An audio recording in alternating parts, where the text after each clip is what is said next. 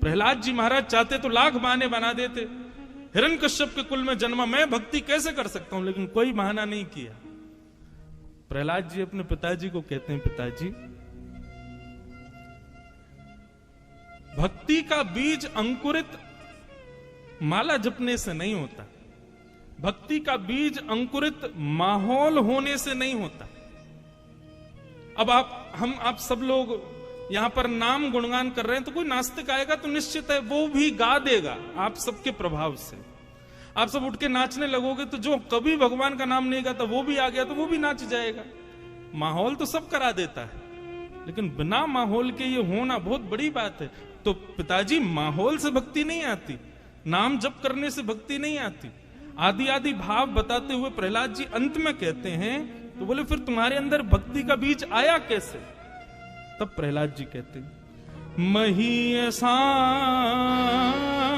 पाद रजोभिषेकम निष्किंचनानां न वृणीतया।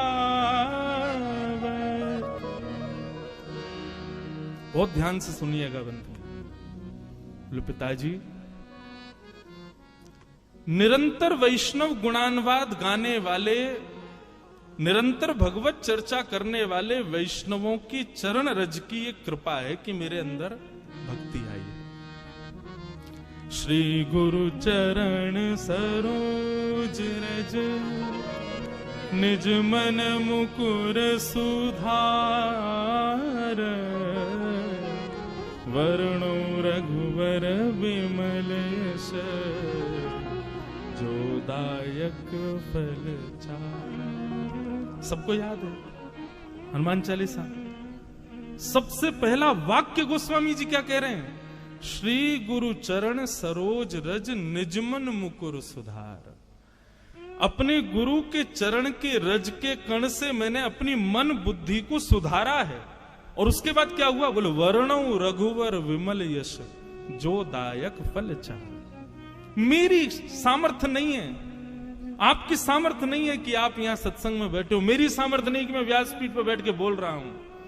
और अगर आप अपनी सामर्थ्य मान रहे हो कि आप बैठे हो और मैं यहां से बोल रहा हूं, ऐसी सामर्थ्य मैं मान रहा हूं, तो आप और मैं, हम दोनों ही एक प्रकार से बाल बुद्धि हैं। यह हमारी मूर्खता होगी। आपकी और मेरी सामर्थ्य नहीं है कि हम एक शब्द भी सुन सकें, एक बार भी श्री राधा मुख से कह सकें, एक बार भी वृंदावन जा सकें या वृंदावन का स्मरण कर सकें। ये सब हम कर रहे हैं, निश्चित ही हमारे गुरुदेव की हम पर कृपा है। प्रहलाद जी कह रहे हैं, हिरण्यकश्यप बोले तुझ पे गुरुदेव की कृपा कब हो गई और यहां कौन से गुरु आ गए? तो प्रहलाद जी ने सारे वेद खोल दिए। बोले पिताजी, आप तो गए थे अमर होने के लिए हिमालय पर, उस समय मां को मारने के लिए राक्षस आए थे, उस समय मैं गर्भ में था। आप जब तपस्या से लौट करके आए उस समय मेरी आयु 5 वर्ष की थी, लेकिन आपने तपस्या की 1000 वर्ष तक, 10,000 वर्ष तक। आपने एक बार भी विचार नहीं किया कि 10,000 वर्ष बाद में आया मेरा बेटा 5 ही वर्ष का है। क्यों?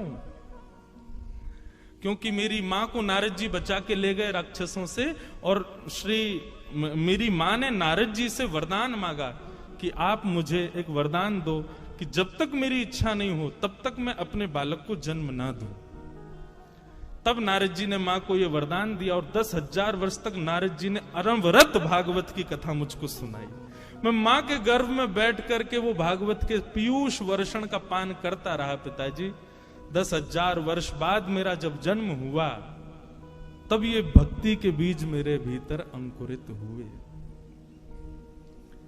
तो निश्चित ही आप मानिए चाहे मत मानिए, आपके पूर्वजों के पूर्वजों के किसी ने तो वृंदावन रस को चखा है, वृंदावन रस की सेवा की है, इसीलिए वो भक्ति का बीज आपके भीतर आया है।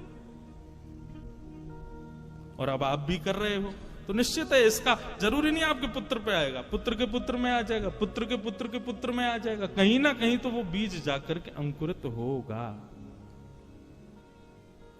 उसको आप रोक नहीं सकते।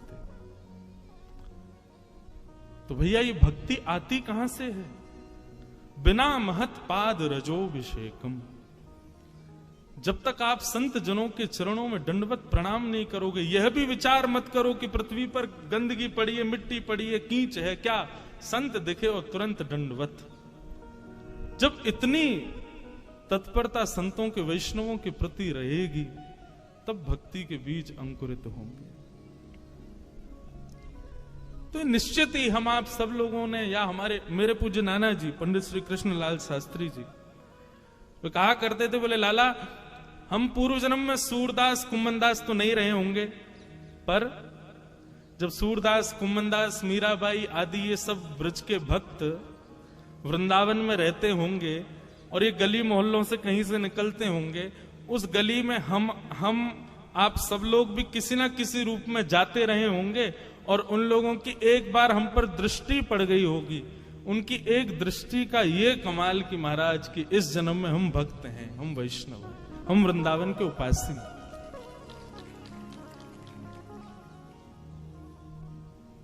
एक गुरुवाणी सुन रहा था मैं, चरण कमल तेरे धोए धोए पीवा मेरे, सदगुरु दीन दयाल। क्यों?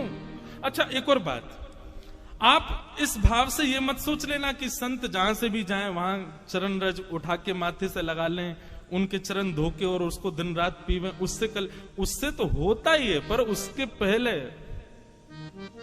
उनकी वाणी सुनकर के अपने चित्त को, अपनी बुद्धि को, उसको स्थिर करना पड़ेगा,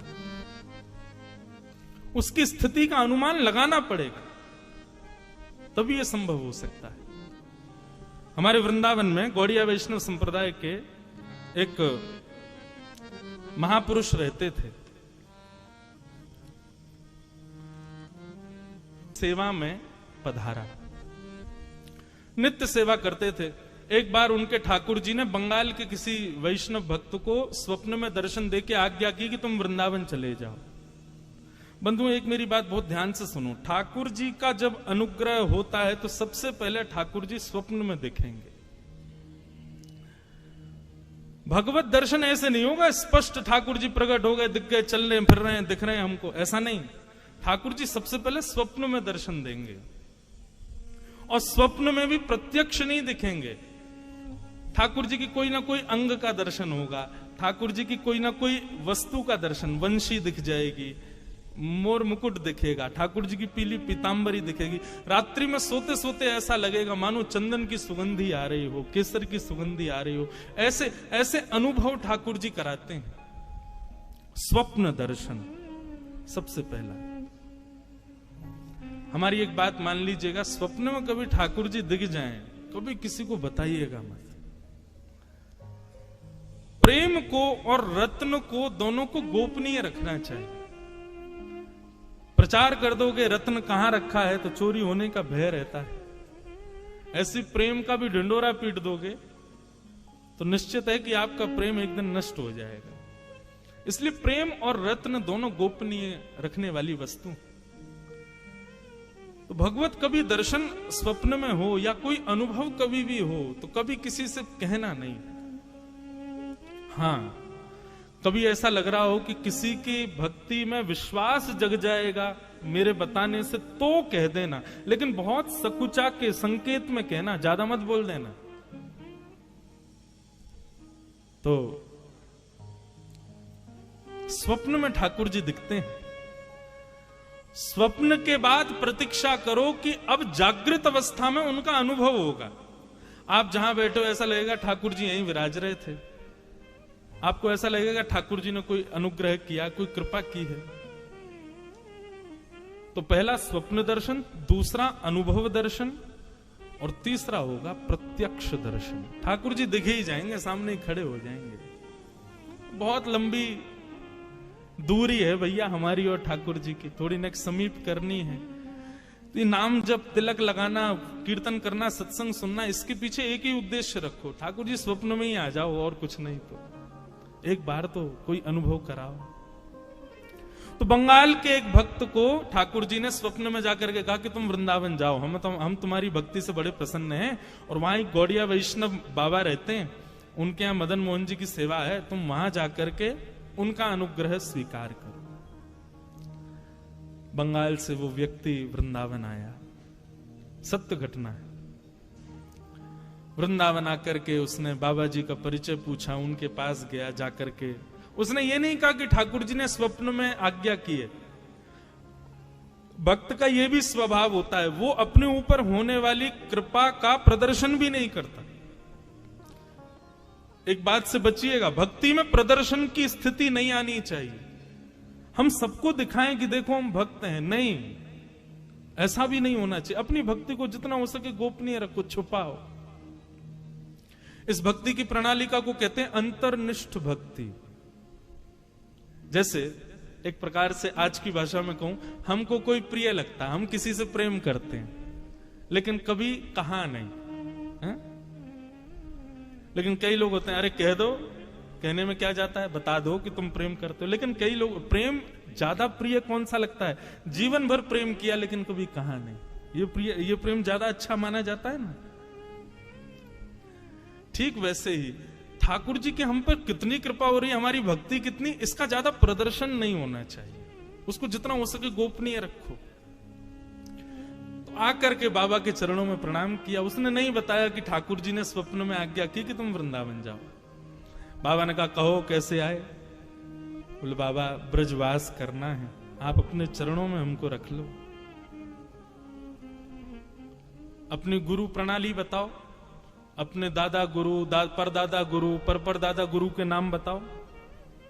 आजकल ऐसा नहीं होता है। आजकल यदि पहले बंधुओं दीक्षा तभी देते थे, दीक्षा देने के बाद में आपका नियम होना चाहिए कि गुरु का नाम, दादा गुरु का नाम, परदादा गुरु का नाम, हमारे गुरु परंपरा में वस्त्र कैसे होते हैं, नाम जप कैसे होता है, प्रसादी कब होती है, गुरुओं के उत्सव कब होते हैं, ये सब गुरु प्रणाली में पूछे जाते थे। आजकल किसी को नहीं पता होते।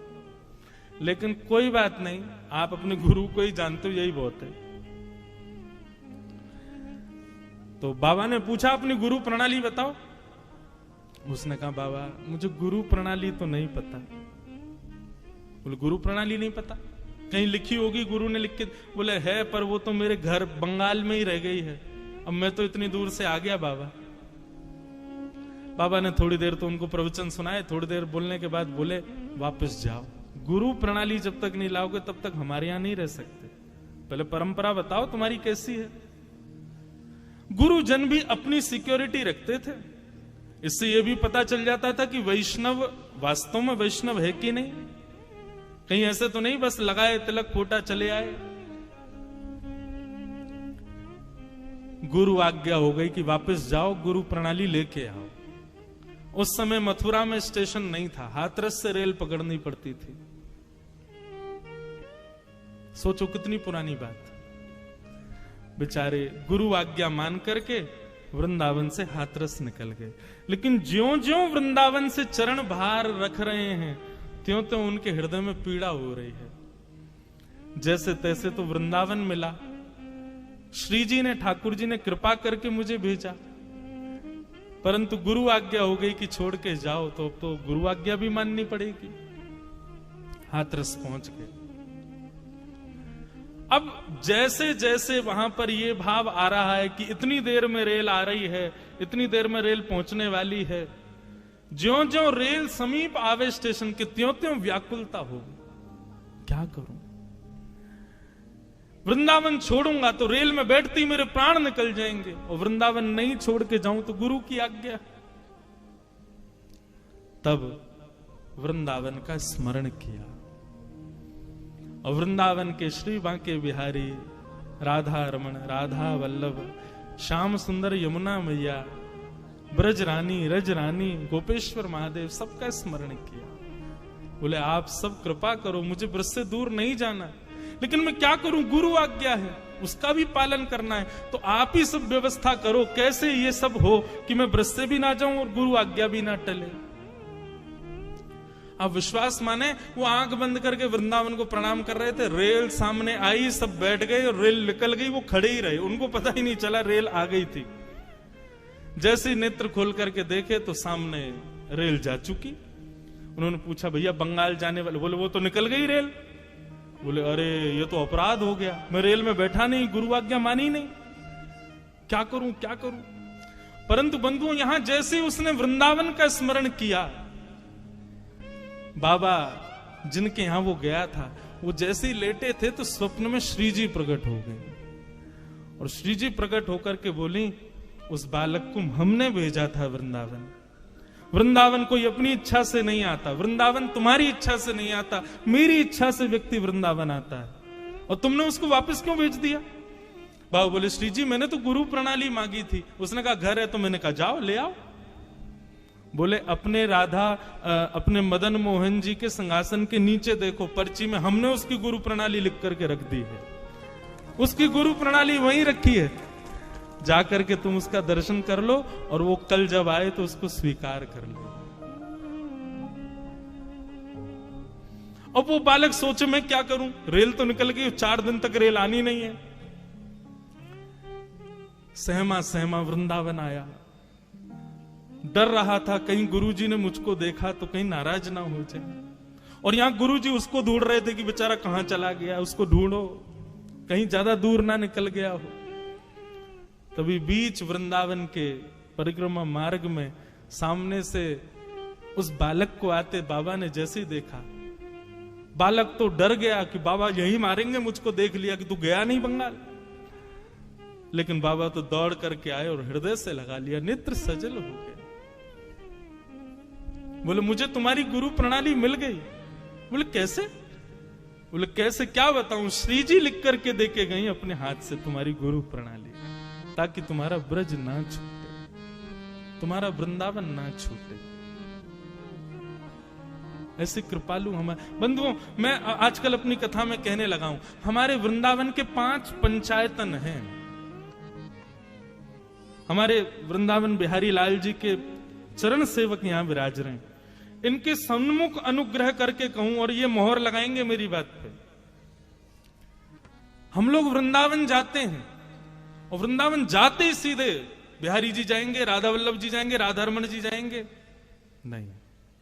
वृंदावन के कुछ नियम है भैया। स्कूल में सीधे क्लास में नहीं जाते, पहले प्रेयर करो, फिर उसके बाद प्लेज करो, प्लेज करने के बाद अपने नाखून दिखाओ, शूज दिखाओ, ड्रेस दिखाओ, सब चीज से जब टीचर्स देख लेंगे कि हाँ तुम स्कूल यूनिफॉर्म ठीक से पहन के आए, सब तब क्लास में एंट्री मिलती है ना। ऐसे वृंदावन के 5 पंचायतन हैं। वृंदावन जाओ, अब की बार जब वृंदावन जाओ हमारी कही बात मान करके जाना, आपसे निवेदन कर रहे हैं। सबसे पहले वृंदावन की सीमा में प्रवेश करते ही देखो, हमारी वृंदावन की प्रणाली का आप फॉलो करते नहीं हो, बिहारी जी स्वयं करवा रहे हैं। वृंदावन जाते ही गाड़ी से उतरो, पहली बैरिकेडिंग में गाड़ी सबको छोड़नी ही पड़ती है, वीवीआईपी घुस जाते हैं भीतर, बाकी सामान्य लोग तो गाड़ी लेके जा ही नहीं सकते। तो वृंदावन जाओ, सबसे पहले वृंदावन की सीमा में जाते ही गाड़ी से उतरते ही सबसे पहले वृंदावन की रज को माथे से लगाओ, पहले रज को प्रणाम करो, उसको धूल नहीं, मिट्टी नहीं, ये तो बोलना ही नहीं चाहिए, ये बोलना अपराध है, वो रज रानी है। सबसे पहले रज को माथे से लगा, रज माथे से लगाने के बाद ये हो गए प्रथम पंचायतनों में, प्रथम है वृंदावन में, पहले रज को प्रणाम। रज को प्रणाम करने के बाद फिर वृंदावन में प्रवेश करते समय जितने वृक्ष वल्लरी आपको दिखाई दें उन सबको प्रणाम करो। जिन जिनको देख पाओ, जिन पे दृष्टि ना पड़े कोई बात नहीं, लेकिन जो तुम्हारी दृष्टि में आ जाए उनको प्रणाम करो। श्री हरिराम व्यास जी, नाम सुना? हरिराम व्यास जी, वो तो वृंदावन में जाते और वृंदावन के वृक्षों को गले से लगा के कहते, वृंदावन के रूख हमारे माता पिता गुरु बंधु। वृंदावन के दूसरे पंचायतन है वृक्ष, कुंज निकुंज। हमारे बांके बिहारी जी का मूल नाम कुंज बिहारी, क्यों? कुंजों में ही रहते हैं, वृक्षों में ही विराजते हैं, वृक्षों के नीचे ही विराजते हैं। तो ये सामान्य वृक्ष नहीं है बंधु। तो पहले रज को प्रणाम, फिर वृक्षों को प्रणाम, और तीसरा श्री यमुना जी को प्रणाम। कितने लोग वृंदावन जाते हैं यमुना जी को वंदन नहीं करते। जिन यमुना जी का जल बिहारी जी पीते हैं, राधा वल्लभ, राधा रमन सब पीते हैं, पूरा वृंदावन में यमुना जी के ऊपर ही टिका है, उन यमुना जी को पहले प्रणाम करो। और प्रणाम भी नहीं करना, आज्ञा लेनी है। रज से भी आज्ञा, वृक्षों से भी आज्ञा, उसके बाद फिर यमुना जी से आज्ञा, और चौथे ब्रजवासी। आपको जो ब्रजवासी मिले चाहे आपसे तेज आवाज में बात करते हुए मिले, उनको भी प्रणाम करो। सब ब्रजवासियों को प्रणाम करो। हमारे ब्रजवासी ज्यादा गले मिले, ज्यादा प्रेम से बात करें तो समझना कि भैया अभी हमारी भक्ति में कमी है। लेकिन ब्रजवासियों के दारी के कहां ते आयो है, कछु दे के जा, सेवा वेवा करके जा, तो समझो हाँ श्री जी प्रसन्न है, ये हम पे गुस्सा करो। वृंदावन ये कोई मनगढ़ंत बात नहीं है। वृंदावन शतक में स्वयं लिखते हैं आचार्य गण, सम्मानम कलयाति घोर गरलम। वृंदावन में सम्मान विष के समान है। वृंदावन में क्या हो, बोले नीचपमानम शुद्धा। कोई आपका अपमान कर दे तो समझो बड़ी कृपा, जय हो, ये है बढ़िया। एक बाबा रहते वृंदावन में, हमारे घर आते, मधुकरी पावे। तो मधुकरी पावे आते तो एक दिन पतो ना कहा भयो, अच्छा ब्रजभाषा निकल रही है, आपको समझ आ रही है ना। तो एक बार हमारे घर आए, आके बैठे, माता जी बोली बाबा रोटी प्रसाद, बोले ना चाहिए। दाल प्रसाद, बोले अपने राम को नहीं चाहिए। बोले खीर पाए लो, बोले अपने राम को नहीं चाहिए। बाबा दूध पी लो, बोले अपने राम को नहीं चाहिए। थोड़ा तेज बोल जाए, नेक हम पे चिल्ला जाए, नेक हमको नेक डांट दे, तब समझ में आएगी श्री जी की हम पे कृपा हुई है, हम पे अनुग्रह है। तो वृंदावन में पहले रज से आज्ञा, फिर यमुना जी से, फिर वृक्षों से आज्ञा, फिर यमुना जी से आज्ञा, चौथे ब्रजवासियों को प्रणाम। ब्रजवासी बहुत प्रिय बंधु। जगन्नाथ जी का कभी आपको यदि चरित्र पढ़ने को मिले, जगन्नाथ जी की कोई कथा, मैंने एक जगह पढ़ा, मेरे नेत्र इतने सजल हो गए कि जब प्राचीन भारत में जब इतने साधन नहीं होते थे, तो लोग बाग जब चारधाम यात्रा करते थे, कोई ब्रजवासी यदि जगन्नाथपुरी जाता था, महीनों लगते थे पहुंचने में। तो श्री जगन्नाथ जी अपने स्थान पर खड़े खड़े आज कुछ ज्यादा ही प्रसन्न दिखाई दे रहे हैं। तो पुजारी गण पूछते, जय जय आज बड़े प्रसन्न हो। तो ठाकुर जी स्वप्न में आज्ञा करते, बोले सुनो कल ना 4 लोग वृंदावन से आ रहे हैं, एक नंदगाम ते आ रहा है, एक गोवर्धन से आ रहा है, उनके लिए उचित व्यवस्था करो भैया, उनके लिए बढ़िया सुनो सामग्री की तैयारी कर लेना, मेरे ब्रजवासी आ रहे हैं। और सुनो बाकी सबको तो दूर से दर्शन करा देना, पर ब्रजवासी आए ना उनको गर्भगृह में लाके मेरे हृदय से लगा दे, मुझे बड़े प्रिय हैं। तो भैया ब्रजवासियों को देख करके यदि आपको ऐसा लगे कैसे बोल रहे हैं, कैसे चल रहे हैं, अरे देखो क्या कर रहे हैं, नहीं, ठाकुर जी के प्रिय हैं, जैसे हैं उनको प्रिय हैं। तो चौथी आज्ञा ब्रजवासियों से, और 5वीं आज्ञा हमारे वृंदावन में विराजमान देवादिदेव महादेव श्री गोपेश्वर महादेव, उनसे आज्ञा। गोपी प्रेम की, गोपी प्रेम की भिक्षा दीजे, कैसे हूँ मोहे अपनों कर ली। इन चारों से आज्ञा लेने के बाद गोपीनाथ बाजार में विराजमान श्री गोपेश्वर महादेव जाना, और वहां झोली फैला करके ऐसे महादेव से मांगना कि हमको गोपी प्रेम दो। आप बस झोली फैला देना, और उसके बाद आप बिहारी जी दर्शन करने जाना। जब इन 5 स्थानों से आप आज्ञा लेकर के जाएंगे और बिहारी जी जाएंगे, मैं दावे से कह रहा हूं मंच पर बैठ के, आपका रोम रोम पुलकित हो जाएगा मंदिर में प्रवेश करेंगे। आज तक हजारों बार बिहारी जी गए, लेकिन अब की बार ऐसे जाकर के देखिएगा, क्योंकि अब की बार क्या होगा, जब इस प्रकार से जाओगे तो अभी तक तो बिहारी जी को आप देख रहे थे, लेकिन अब की बार बिहारी जी आपको देखेंगे। जब दिखेगा माथे पे ब्रजरज लगी है, जब दिखेगा ब्रजवासियों ने आज्ञा दी है, जब दिखेगा श्याम सुंदर यमुने मैया की कृपा से आए हैं, और जब देखेगा कि गोपेश्वर महादेव ने गोपी बना करके भेजा है, तभी तो ठाकुर जी